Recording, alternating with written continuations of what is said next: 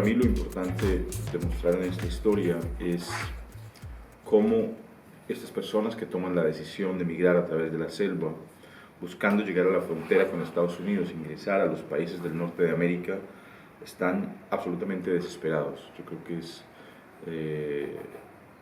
un esfuerzo por hacer hincapié en cómo estas personas han perdido las esperanzas en sus países de origen, porque no hay oportunidades laborales, los pocos escenarios laborales que hay tienen una inseguridad salarial tremenda, muchísima desigualdad, salarios de hambre y no hay oportunidades para sus familias. Lo que yo siento y lo que yo he podido recabar de las investigaciones y de las conversaciones con los migrantes es que ninguno está buscando riquezas millonarias ni escenarios extremos de excentricidad. Al contrario, todos buscan unos mínimos básicos que deberían ser unos mínimos básicos para la humanidad. Un techo, un plato de comida, un trabajo y una escuela para sus hijos. En eso, pues pienso que mi esfuerzo ha sido por documentar el viaje de estos migrantes, su cotidianidad dentro de la selva y sobre todo las aspiraciones, los sueños de llegar y conseguir estos mínimos básicos en algún lugar que se los pueda ofrecer, trabajando muy duro, haciendo cualquier tipo de sacrificios, arriesgando su propia vida y la de sus seres queridos, atravesando la selva, dejando todo atrás, con la intención de hacerse una vida, de recomponer una vida.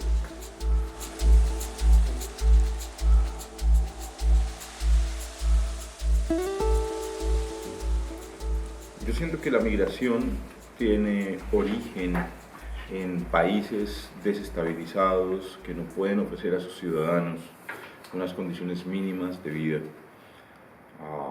La forma, para mí, más fácil de resolver la situación de migración que sucede no solo en la selva del Darién, sino alrededor de todo el mundo, es resolver estas crisis en sus orígenes.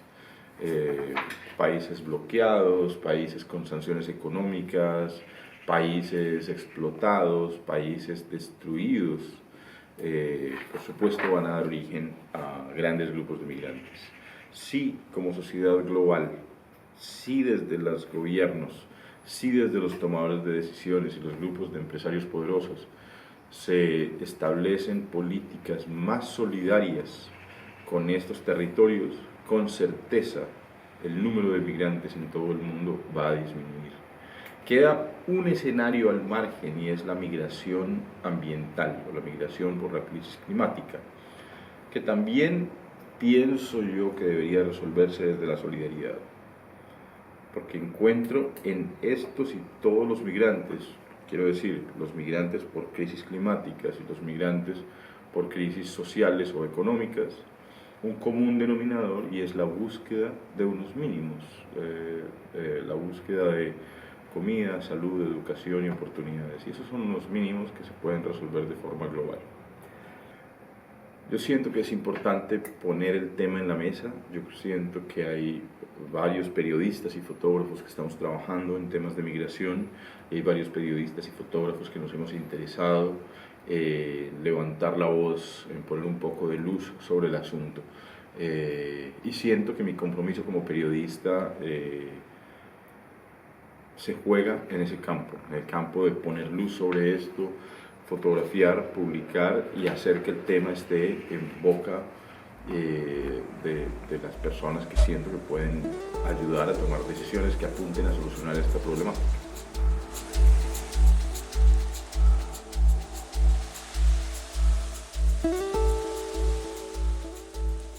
Para mí es importante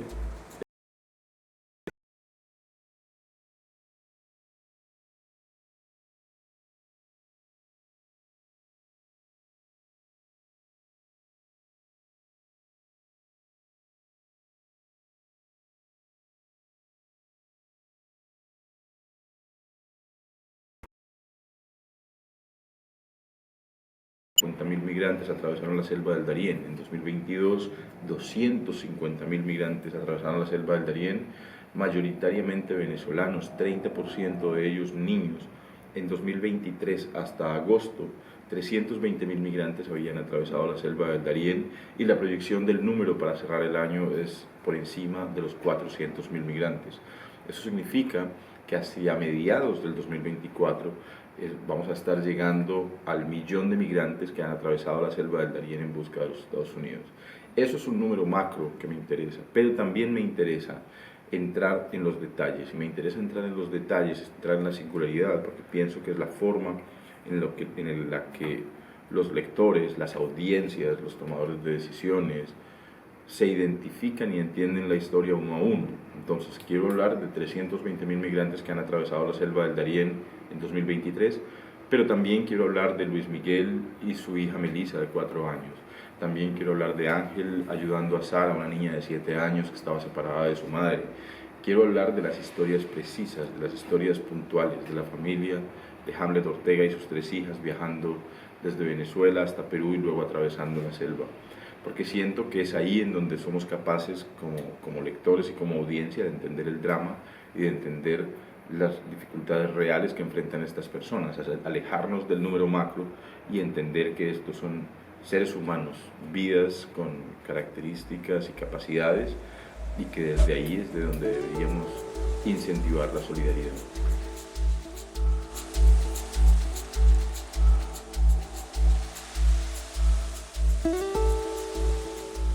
Yo creo que hay ciertos niveles de conciencia sobre las dificultades que van a encontrar los migrantes al llegar a los países del norte de América.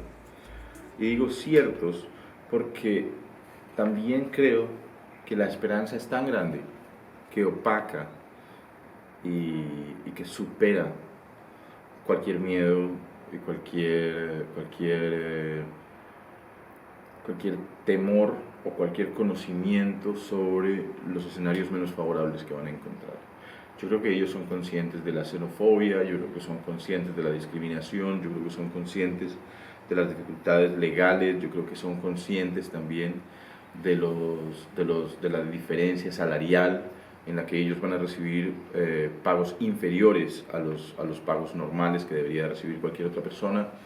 Pero yo creo que en medio de esa conciencia, y para mí es muy importante resaltar esto, las dificultades en sus países de origen son tan grandes, que tener que enfrentar la xenofobia, que tener que enfrentar la discriminación, que tener que enfrentar ser pagados menos que otras personas que hacen sus mismos trabajos, y tener menos oportunidades y menos garantías, todo eso es mejor aún que la situación en sus lugares de origen. Entonces, para mí, ese es el balance complejo y delicado. Es como, si una persona toma la decisión de migrar y llegar a un lugar en donde va a encontrar subpagos, menos condiciones laborales, xenofobia, discriminación, ¿cómo serán las condiciones de vida de alguien que decide voluntariamente enfrentar eso? ¿Cómo están las condiciones en sus lugares de origen de mal para ir hacia eso con esperanza? Entonces yo creo que ese es un escenario que nos permite entender el drama que están viviendo estas personas en sus lugares de origen. Actualmente en Venezuela el salario es que el salario mínimo en Venezuela en dólares es irrisorio, ¿sí? Es que es un absurdo, lo que es un absurdo. Las oportunidades laborales en África, en Medio Oriente, en Asia, en muchos países de Latinoamérica, la crisis de violencia en Ecuador son tan dramáticas que hay por eso 97 nacionalidades atravesando la selva. La mayoría de ellos saben a qué se van a enfrentar una vez lleguen a los países del norte. Muchos de ellos prefieren ir hasta allí y trabajar incluso en la ilegalidad, ¿sí? Para cualquier persona de Estados Unidos, de Canadá o de los países europeos, la estabilidad laboral, la seguridad laboral, la idea de una salud, de una pensión pagadas por el Estado, aunadas con su propio trabajo durante su vida, es muy importante. Pero para los migrantes las condiciones son tan malas, tan malas que incluso un trabajo mal pago es mejor que quedarse. Entonces eso nos permite dibujar un mapa y entender la gravedad de la situación de sus lugares de origen. Y yo por eso insisto en que ni se trata de hacer muros más altos, ni se trata tampoco de abrir las puertas y recibir a todos los migrantes que quieran llegar a cualquier otro país. Se trata de resolver las situaciones en su lugar de origen. Y eso es lo que realmente podría disminuir el número de migrantes y generar unas estabilidades mayores.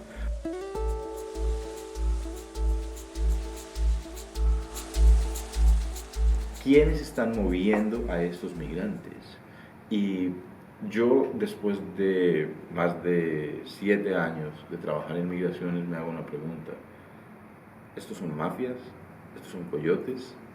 Porque yo siento que hay una facilidad en esa forma de llamar a estas personas, como un atajo, ¿no? Que muchas veces también desconoce quiénes son estas personas, porque la selva del Darién son entre 5 y 10 días caminando en la selva, en un lugar en donde no hay ningún Estado, no hay ninguna presencia del Estado, en un lugar en donde no hay ninguna presencia de ninguna ONG. Y te digo, mira, Médicos Sin Fronteras, Cruz Roja Internacional, UNICEF, ACNUR, nadie, no hay nadie, es que no encuentras otro ser humano. Si en la selva te encuentras otro ser humano, ten miedo, porque es alguien que te va a hacer daño. O es alguien que está en problemas graves, ¿no? Pero esas son las alternativas. En el tapón del Darién no vas a encontrar a nadie más. Entonces, cuando un grupo de indígenas, un grupo de campesinos locales, en medio de la selva, pone un chiringuito para vender sopas, ¿esto es qué? ¿Un traficante de humanos? ¿O una forma local y precaria de ayuda humanitaria? A mí me cuesta todavía, la verdad, me cuesta ser tan tajante y decir, no, mira, estos son coyotes. ¿Sí? Un campesino local que tiene una parcela, que está mal viviendo, que está mal pagado y que decide decirle a los migrantes, ok, bueno, yo conozco la ruta, los llevo, les voy a cobrar $10 a cada uno. Esto es un coyote que debería ir preso 12 años porque está cruzando migrantes de un país a otro. A mí me cuesta, realmente yo creo que hay un montón de conceptos que para mí es importante reevaluar, revisar. Y esto pasa en todas las migraciones, Esto pasa en el Mediterráneo porque hay alguien que está poniendo unos botes, ¿sí? Inflables, desechables de 3 pesos, bastante quebrados, arruinados, que es posible que naufraguen, ¿sí? Pero es que hay alguien haciendo algo más, hay alguien haciendo algo mejor, porque hay gente que podría hacer algo mejor. Hay gobiernos, hay instituciones que podrían establecer corredores humanitarios, métodos seguros, y entonces para mí es muy particular como atacar los primeros eslabones más débiles, más frágiles, con economías irregulares de las cadenas, ¿no? Y en eso hay un paralelo que a mí me parece interesante, y es como la guerra, toda esta llamada guerra contra las drogas ataca a un montón de campesinos. Mira, yo estoy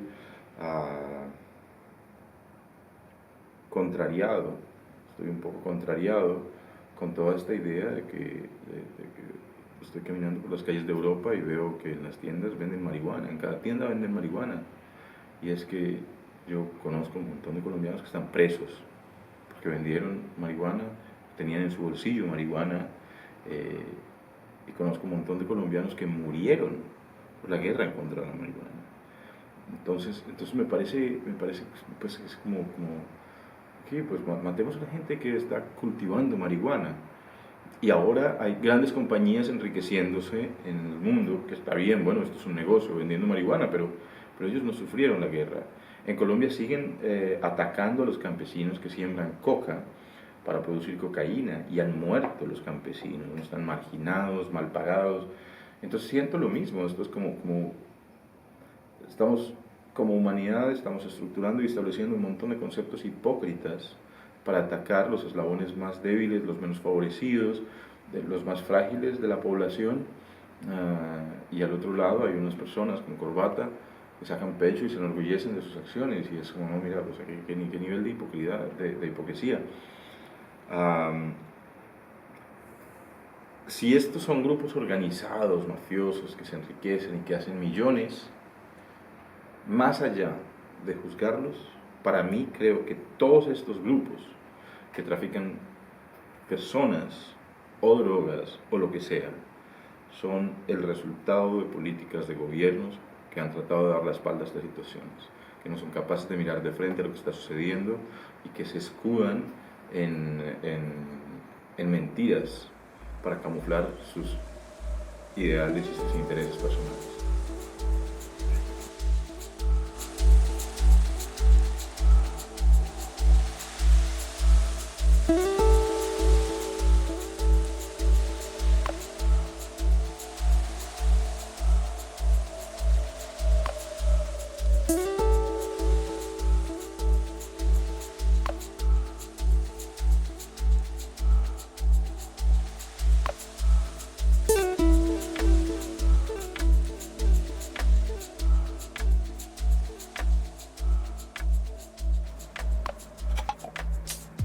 Mi trabajo documental sobre las FARC, fotografiando a estas personas y este grupo durante varios años, se concentra y se esfuerza en presentar a los guerrilleros como seres humanos.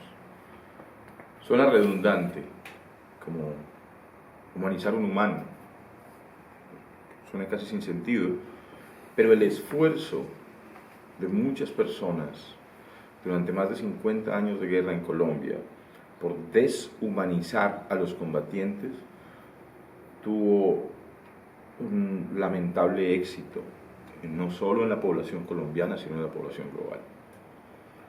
Durante muchos años, para los colombianos, los guerrilleros de las FARC, y aún en 2023, los guerrilleros o los combatientes de muchos otros escenarios que aún siguen activos, perdían su humanidad ante la narrativa mediática y se convertían en máquinas de guerra, en robots de asesinar, secuestrar y torturar.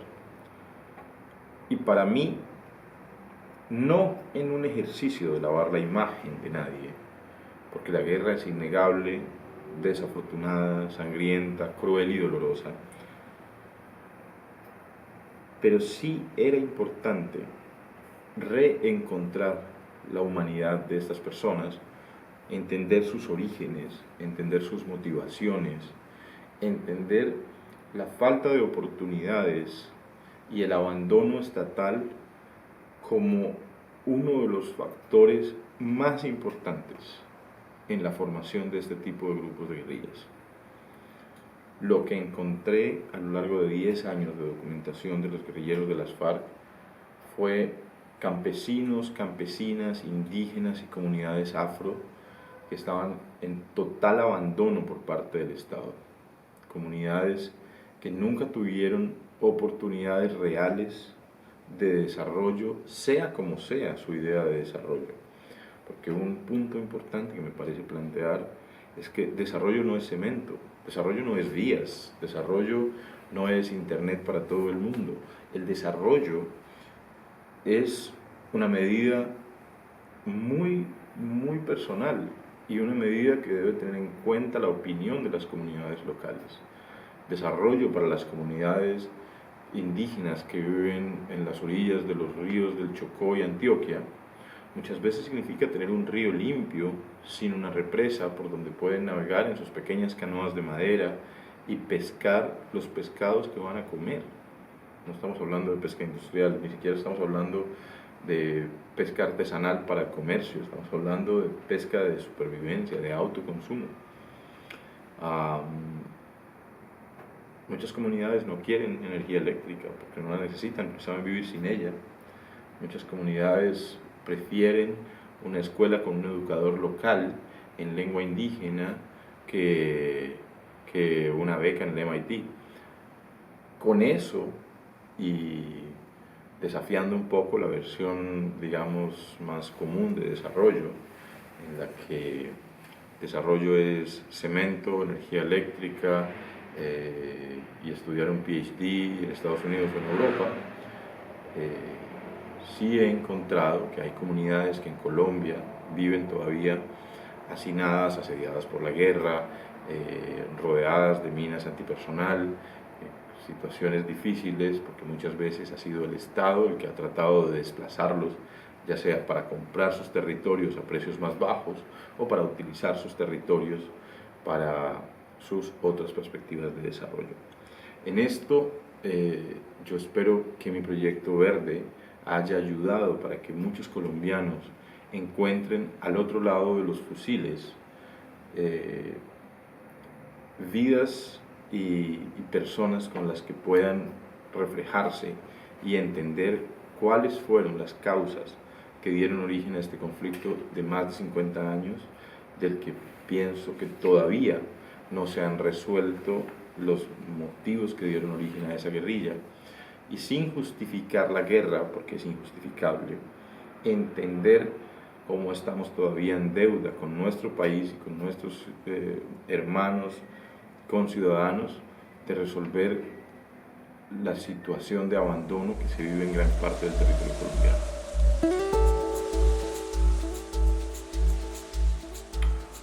Yo creo que hay varias formas en las que los firmantes han regresado a su vida cotidiana. Una de ellas ha sido encontrar la vida política. Otra de ellas es apegarse a sus vidas campesinas y retornar a los territorios de donde venían antes de unirse a los grupos armados al margen de la ley. He encontrado también cooperativas de firmantes del acuerdo que se dedican a hacer bolsos y maletines, o cooperativas que hacen miel o café.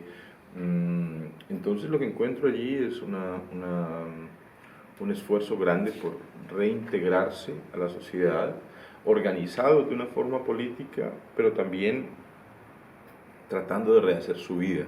Muchas de estas personas, todas, por pertenecer a una organización militar, por pertenecer a una organización armada, dejaron a un lado su vida cotidiana.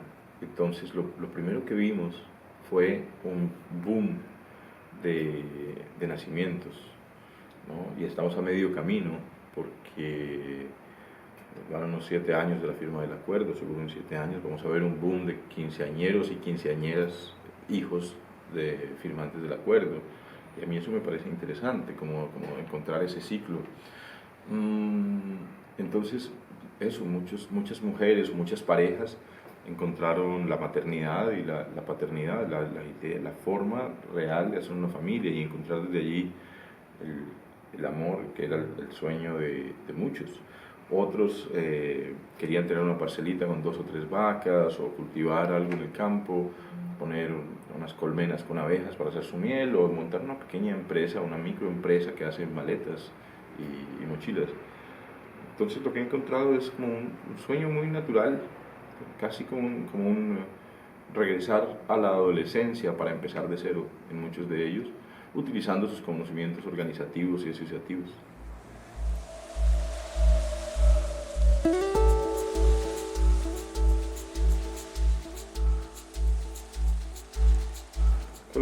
Colombia vivió en un escenario complejo de narrativas que se establecían desde el gobierno colombiano durante muchísimos años.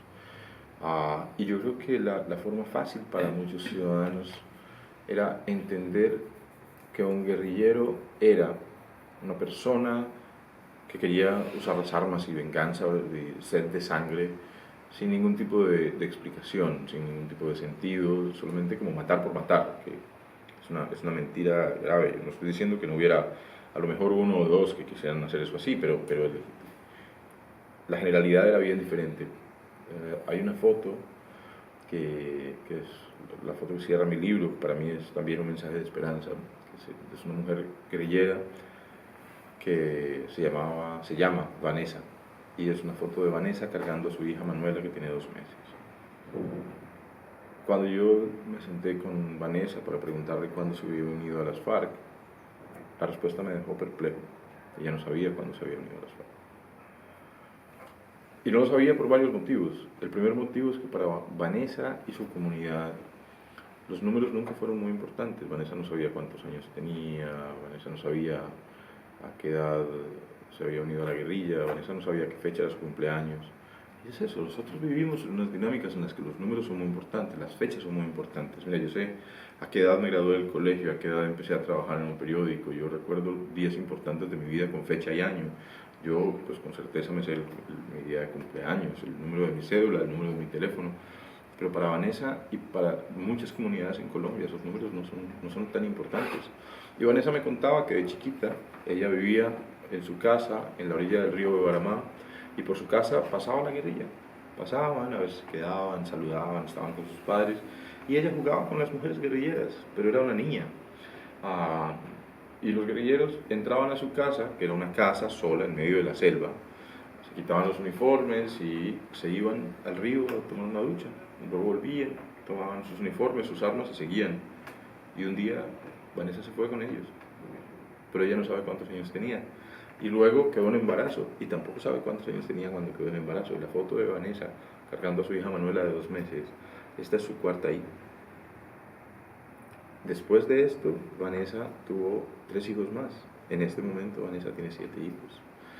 Yo no sé si a Vanessa le han hablado de anticonceptivos o de control de natalidad o pues es que no sé de qué le han hablado, no sé quién le ha hablado, no sé cuáles son sus intenciones y sus sueños tampoco. Vanessa fue una guerrillera, pero difícilmente podría yo pensar que Vanessa era una persona sedienta de sangre con intereses de llegar a una población desconocida y empezar a disparar su fusil sin medida, solo por el placer de ver gente morir. Yo creo que no, yo creo que Vanessa estaba inmersa en un grupo revolucionario que tenía unos intereses y Vanessa iba ahí como parte, como pues ahí. ¿Por qué se unió a las FARC? Mira, es que cuando uno le pregunta a un académico por qué hizo una carrera con un PhD en neurociencias, ¿sí? Pues casi uno está esperando una respuesta así, ¿no? Tan estructurada. Vanessa, ¿por qué te uniste a las FARC? Mira, me dice, no sé, yo estaba ahí y bueno, un día me fui con ellos. Ya, eso es todo lo que ella tiene para responder. Y esa es la respuesta. Y yo creo que es importante para nosotros, a este lado, entender que esas respuestas son válidas. Entender que esto es tan complejo y tan sencillo como esa respuesta. Pasaron y me fui con ellos, ¿sí? Es difícil entender las vidas ajenas y es difícil entender ese tipo de situaciones ajenas. Claro, es que nosotros, pues digo, los que estamos viendo este video, los que estamos haciendo esta entrevista, a lo mejor fuimos al colegio y en el colegio empezamos también como una micro sociedad a hacernos una pregunta. Voy a ir a la universidad, ¿qué voy a hacer en la universidad? ¿Qué voy a hacer de grande? Ahora a los niños a los 5 años les empiezas a preguntar, oye, ¿y tú qué vas a hacer de grande? Sí, pero ve y pregúntale eso a una niña afrodescendiente que vive en la orilla del río Baramá, que no tiene colegio, que no tiene compañeros, que no tiene nada, que no tiene agua potable, pero toma agua del río, que está cristalina, ¿no? Pero no más. Y a mí es que la ruralidad colombiana me asombra, porque es como vivir en 2 épocas diferentes. Yo he llegado a comunidades indígenas, recuerdo muy bien, en una comunidad indígena que se llama Río Chorí, me invitaron, el profesor me invitó para dar una charla sobre lo que hacía como fotógrafo a los estudiantes indígenas. Y yo, bueno, ok, estaba muy animado, me parecía interesante. Llego, me siento ahí, había unos 20 estudiantes al frente mío. Y empecé a hablarles, puse mis cámaras sobre la mesa para que ellos las vieran un poco y se interesaran. Empecé a hablarles sobre mí, sobre mi trabajo, qué era lo que yo hacía. Y yo veía que los estudiantes me miraban muy atentos, o sea, tenían la mirada clavada en mí, súper atentos, concentrados. Yo seguía hablando y decía, wow, es increíble, porque normalmente si estás hablando a un grupo de chicos, están hablando entre ellos y eso. Cuando tenía más o menos 10 minutos de estar hablando, el profesor se acerca, me dice, ¿puede parar para que yo les traduzca en lenguas que ellos no hablan español? Estos chicos estaban atentos tratando de, o sea, ¿quién es este tipo ahí parado? Entonces luego el profesor empezó a traducir. Entonces yo hacía frases cortas que el profesor traducía en lengua embera. Y para yo poder explicar a estos chicos indígenas qué era lo que yo hacía, traté de echar mano de ejemplos muy fáciles. Entonces dije, bueno, un mundial de fútbol. Entonces, mira, yo trabajo como fotoperiodista. Entonces, si hay un mundial de fútbol, hay unos fotógrafos que están en el mundial de fútbol, toman las fotos, se ponen en un sistema, estas fotos se transmiten y luego todos los medios del mundo publican estas imágenes. ¿Sí? ¿Ustedes han visto un mundial de fútbol? No. Entonces es como, mira, estas personas no tienen acceso a la prensa, no tienen acceso a la televisión, no tienen, no, ellos viven en su comunidad, recolectan, cazan, pescan, siembran y esa es su dinámica. Pero nosotros queremos juzgarlos como si ellos fueran parte de nuestra comunidad. Y yo creo que es muy importante como colombianos entender esas diferencias enormes. Es que Colombia no es un país tan grande, tampoco es tan chico, pero las diferencias entre la sociedad son abrumadoras, abrumadoras. En Colombia hay familias de 4, 5, 6 personas que sobreviven con el salario mínimo de uno de los miembros, ¿no? Entonces a lo mejor el padre trabaja, a lo mejor no hay padre y es una madre soltera que trabaja, y estos son $250 a lo mejor. Y los atropellos que siguen sucediendo cotidianamente en Colombia son tenaces. Entonces, una mujer firmante del acuerdo salió de allí, hablamos, me dijo, no, mira, yo no quiero saber nada más de las FARC, yo no quiero quedarme en el ETCR, yo voy a buscarme una vida, voy a ir a vivir a Medellín. Okay. Unos 3, 4 meses más tarde nos encontramos en Medellín. Hola, ¿cómo te va, Seleni? Me dice, bueno, bien, conseguí un trabajo y esto. Y, ay, ¿qué haces? Me dice, no, trabajo en un restaurante cerca de la universidad. Uf, muy bien. ¿Cuánto te pagan? Me dijo, 20.000 el día. 20.000 el día, 20.000 pesos colombianos son unos 4 euros el día. 4 el día entero. Y yo dije, no, Seleni, esto está mal. Esto está mal, esto está muy por debajo del salario mínimo, esto es ilegal. Esto es un atropello, te están explotando, no puedes hacer eso. Me dijo, bueno, pues si usted tiene una oportunidad mejor para mí, estoy atenta. Le dije, no, pero tienes que hablar con tu jefe, decirle que eso no es legal. Me dijo, sí, pues yo le digo eso a mi jefe, me va a decir que bueno, y me van a dejar sin trabajo, y yo me quedo sin trabajo. Entonces tengo que elegir, o recibo 20.000 al día o no recibo nada. ¿Sí? Entonces yo vuelvo al juego de la hipocresía, ¿no? Esto es muy fácil cuando un gobierno empieza a decretar los salarios mínimos y todo esto, pero ¿quién está defendiendo a la gente? Porque no hay quien defienda a la gente. Entonces una mujer que se gana 20.000 al día para vivir, ¿sí? Estos son como unos 120 euros al final del mes, de los que ella tiene que pagar su transporte, su seguridad, su salud, todo, ¿no? Entonces esos 120 euros al mes, pues rápidamente se desaparecen, pero es como o tomas eso o no tienes nada. Y esas son las vidas de los firmantes ahora.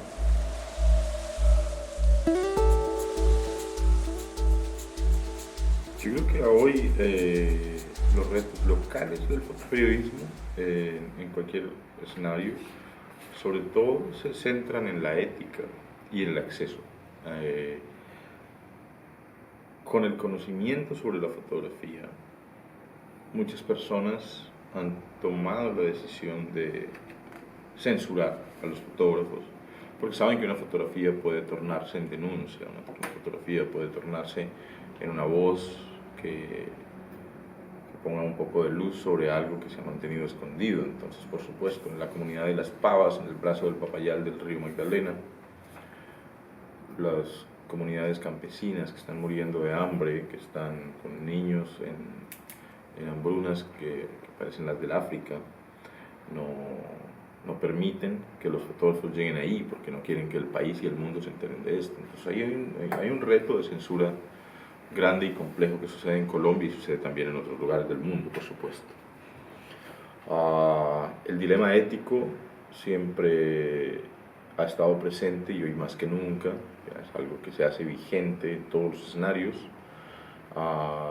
y sobre todo creo que como nunca estamos viendo un reto ante la inteligencia artificial. No un reto de competencia, no un reto de quién lo hace mejor, pero sí un reto que desafía la veracidad de las fotografías. Un reto en el que la imagen se convierte cada vez más en una excusa política del individuo y menos en un escenario de autoridad y de verdad. Las fotografías de la guerra, las fotografías de la guerra civil, en España, como las fotografías del conflicto armado en Colombia, ponen en evidencia a los actores, a las víctimas y la catástrofe que hemos vivido en todo el mundo. En la medida en la que la fotografía se censura y en la medida en la que se mina la credibilidad sobre las fotos y los fotógrafos como testigos de estos escenarios, también se puede modificar la versión histórica de los acontecimientos, y esa es la ambición de los poderosos, que sea su versión la que prevalezca. Yo creo que hoy ese es uno de los grandes retos de la fotografía, no solo en Colombia, sino en el mundo, y me parece que es algo en lo que los fotoperiodistas nos esforzamos tremendamente por superar, para que quede en el primer borrador de la historia las imágenes que hacemos como testigos de los hechos desafortunados que vemos frente a nuestros ojos.